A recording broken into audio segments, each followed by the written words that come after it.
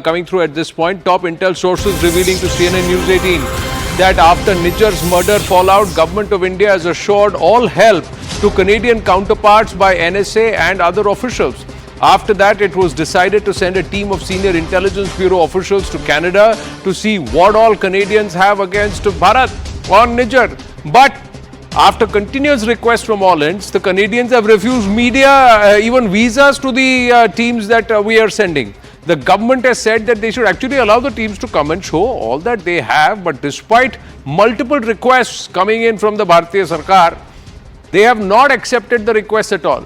Now, Ambassador Rajiv Dogra, please tell me, so many months after that, they have not even filed a charge sheet. The investigation is still on. The Canadian cops are still investigating the matter. We are saying, allow us to come and show us what you've got so that we can help you. They're saying, no, we will not give you visa.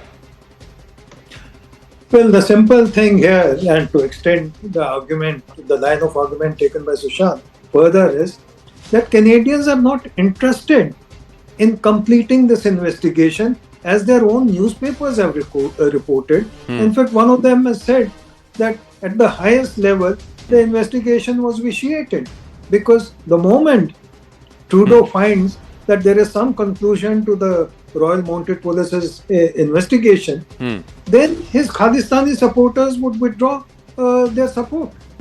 So it's a question of political survival for Trudeau. So we are dealing with double standards. One is the face that they are showing to the world that we are the victims, because we were supporting all these terrorists, we were pampering them, we were letting them indulge in terror acts in Punjab and even in Canada. Now India comes along and says that why are you doing this? Isn't that unfair? That's the line of argument that Canada is taking. As far as America is concerned, all of us, in fact, let me go a step further and make a rather extreme statement that if you were to take a poll, you had exit polls and so on today and yesterday. If you were to take a poll amongst Indians, right down from Punjab to Tamil Nadu, they would say that we should hunt terrorists wherever they are, be it in America, be it in Pakistan, or be it in Canada. As Sushant said, Canada is the new Pakistan. So if our interests are affected, then we have a right to bring those people to justice, as repeatedly American presidents have said. Are you saying, Ambassador Saab, that this is a common sentiment on ground? And would you agree with this sentiment that earlier people would ask if other nations can send their teams to execute those who are acting against their interests, why is not Bharat doing it? And then are we really walking the talk on this ghus ke marenge claim by the Prime Minister? Are you saying that there is a sentiment on ground which says go ahead and do it? At least you're doing something. All I'm saying is, firstly, I'm quoting the sentiment of the people of India. Secondly, all I'm saying is that if you have one standard, apply it across the board to Americans as well as to Israelis. Israeli ambassador here, Israeli spokesman in Israel have said that we will kill these terrorists in Qatar. The head of Hamas in Qatar. Why is America not making a squeak? After all, what is the proof that any Indian was involved in planning assassination of Pannu or anyone else? Because in this age of deep fakes, who knows? America had concocted that video, all the evidence that it is giving to a nation that can concoct weapons of mass destruction in Iraq can concoct anything. But Sushant Sareen, how would you want to see it? How should Bharat handle this? Or are we going about it in the right way? Where we are saying, we'll investigate everything. This is something that you are telling, acha, aisa hua hai, let me probe this. And then we play along while we say it's business as usual.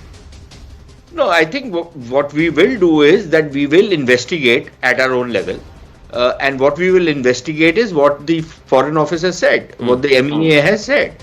That we will examine this nexus between, I think what they've left unsaid is more important, that this nexus will extend to foreign intelligence agencies and their nexus with these criminals and these terrorists and maybe even foreign politicians and their nexus with these guys. I think we should come out with a report. Whether it's classified and can be shared or not is another matter. Secondly, I think, I don't see any reason why we should start panicking over just because the Americans are making a big song and dance about it. Let them say what they are saying. We should continue doing what we are doing. And yes, to the extent that there is some kind of evidence which they have, then let them prove it. We'll look at it in our own legal system. Why will we have to look at it in the American legal system? Correct. Number one. Number two. Number three, we should follow the same principle that the Americans followed in the case of David Coleman Headley and in the case of a whole lot of other people, including the Pakistanis who were sued for their involvement in the 26/11 attacks.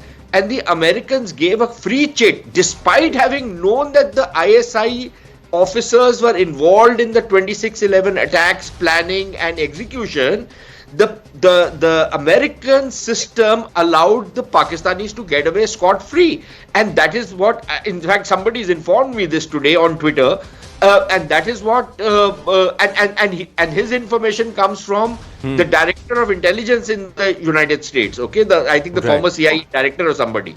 So they knew what the Pakistanis were up to, but because they had their own strategic reasons, they decided that they'll soft pedal the Pakistanis. The same thing which they did even with 9/11 attacks, because the 9/11 report, 9/11 Commission report had stuff on how members of the Saudi embassy were in contact with 9/11 hijackers and terrorists, and yet that part of the report was completely hidden.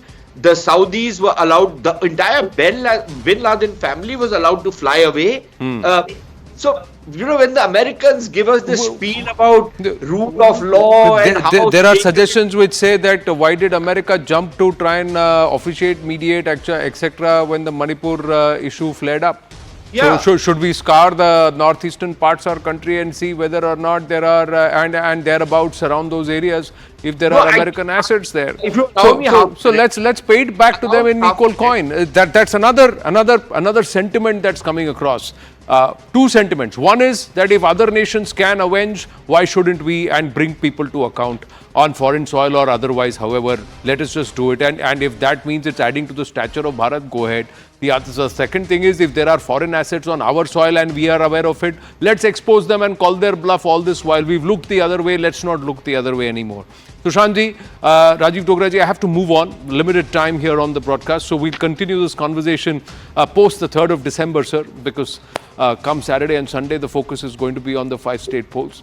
But for the moment, taking your leave, thank you very, very much. Thank you.